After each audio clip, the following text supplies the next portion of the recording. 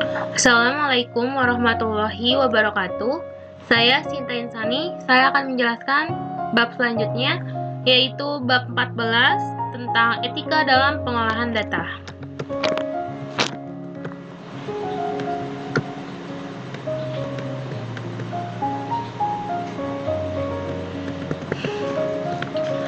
Bab 1 pendahuluan. Yang pertama 1.1 latar belakang.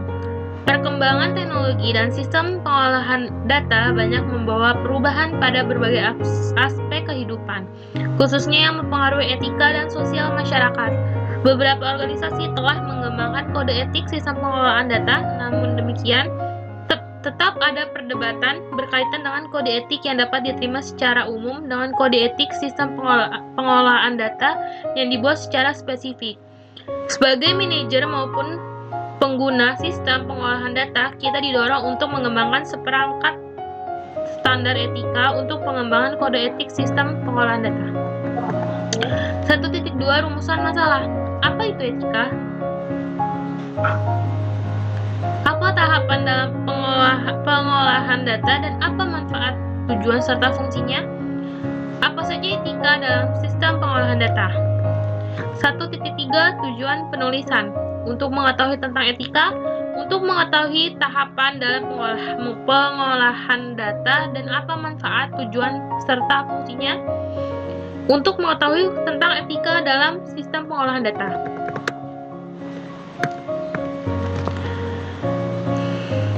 Selanjutnya adalah bab 2, pembahasan.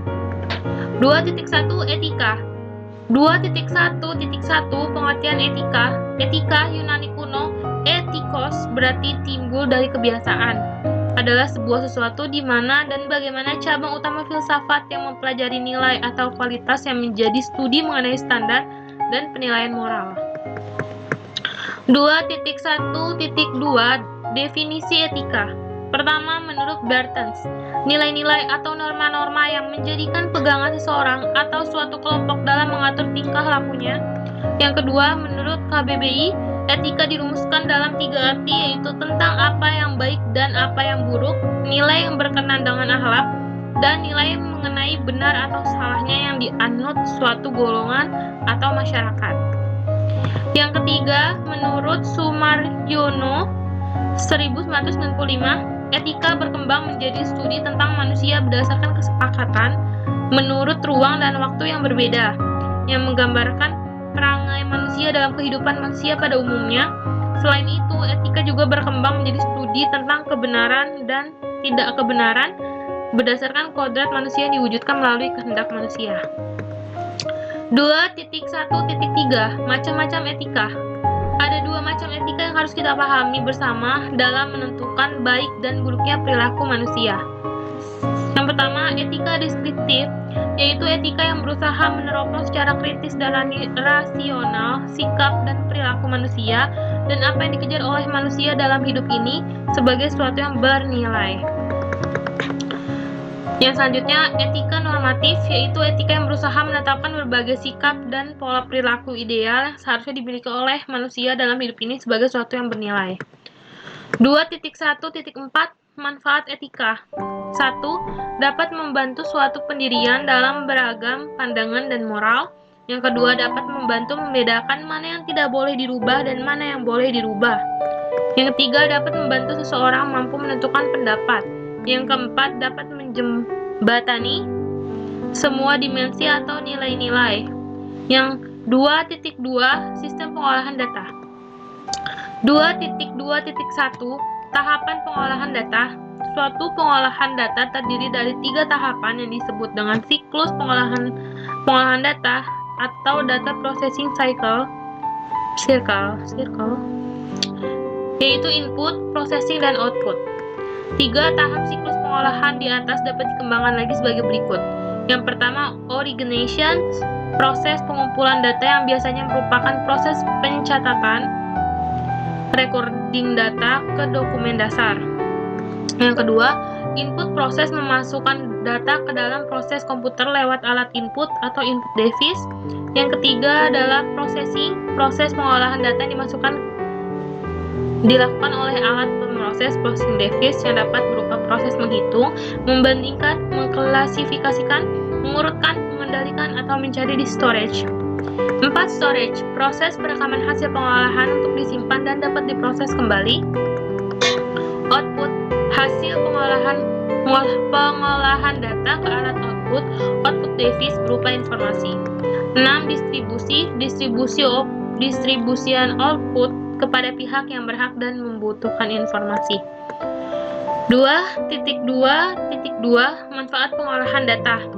Dengan digunakannya pengolahan data, maka manfaat yang dapat diperoleh adalah meminimalkan kebutuhan tenaga manusia.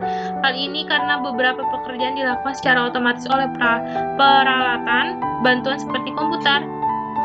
Keuntungan lain adalah kemampuan komputer untuk memproses data lebih besar, keakuratannya yang lebih besar dan cepat yang lebih besar, fasilitas pengendalian otomatis dan pengolahan secara serentak.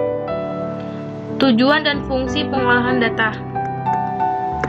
Tujuan pengolahan data adalah untuk mengambil informasi asli data dan darinya menghasilkan informasi lainnya dalam bentuk yang berguna atau hasil.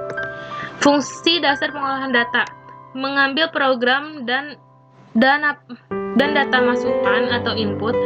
2. Menyimpan program dan data serta menyediakan untuk alat pemrosesan.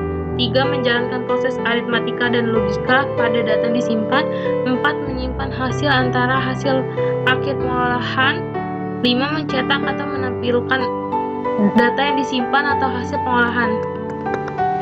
2.3 Etika dalam sistem pengolahan data. 2.3.1 Etika yang perlu diterapkan dalam pengolahan data, yaitu pertama, menjaga kerahasiaan data. 2. Memberikan ide yang positif terhadap pengolahan data. 3. Tidak merubah data yang seharusnya tidak boleh diubah. 4. Membangun kebijakan etika organisasi yang mencakup permasalahan etika dan sosial atas data yang akan menjadi informasi. 5. Menetapkan standar untuk pengamanan kualitas sistem informasi yang mampu melindungi keselamatan individu. 6. Setelah data diolah menjadi informasi, maka informasi yang dihasilkan tidak merupakan hasil dari menjiplak atau mengambil info dari orang lain secara ilegal. 7. Tidak melakukan pelanggaran perundang-undangan. 2.3.2 Etika yang perlu diterapkan dalam mengakses informasi. Pertama, manipulasi dari pengolahan data ke dalam bentuk yang lebih berarti berupa suatu informasi dengan menggunakan suatu alat elektronik, yaitu komputer. Etika yang perlu diterapkan dalam mengakses informasi: yang pertama, tidak merusak sistem. Yang kedua, menghormati hak cipta orang lain. Yang ketiga, tidak mengakses informasi dengan secara tidak sah. Yang keempat, tidak menjadikan informasi untuk melakukan tindakan kriminal. Yang kelima, mempertahankan nilai yang dipertimbangkan sangat penting untuk kualitas hidup di dalam suatu masyarakat informasi. Yang keenam, tanggung jawab secara etis. Yang ketiga, penutup. 2.3 Kesimpulan. Etika sebagai faktor yang sangat penting kaitannya dengan penggunaan sistem pengolahan data dan informasi. Mengingat salah satu penyebab pentingnya etika adalah karena etika melingkupi wilayah-wilayah yang belum tercakup dalam wilayah hukum. Perlindungan atas hak privasi individu telah menjadi permasalahan etika yang serius dewasa ini. Maka dari itu, etika itu hanya kita sendiri yang menyadarinya. Apakah kita bisa lakukan itu baik atau buruk? Semua tergantung bagaimana cara kita menyikapinya. Selanjutnya 3.2 Saran. Semoga dalam pembahasan ini pembaca dapat mengetahui tentang etika sistem pengolahan data dan bisa menerapkan etika yang baik dalam pengolahan sistem data. Sekian penjelasan dari saya, kurang lebihnya mohon maaf. Wassalamualaikum warahmatullahi wabarakatuh.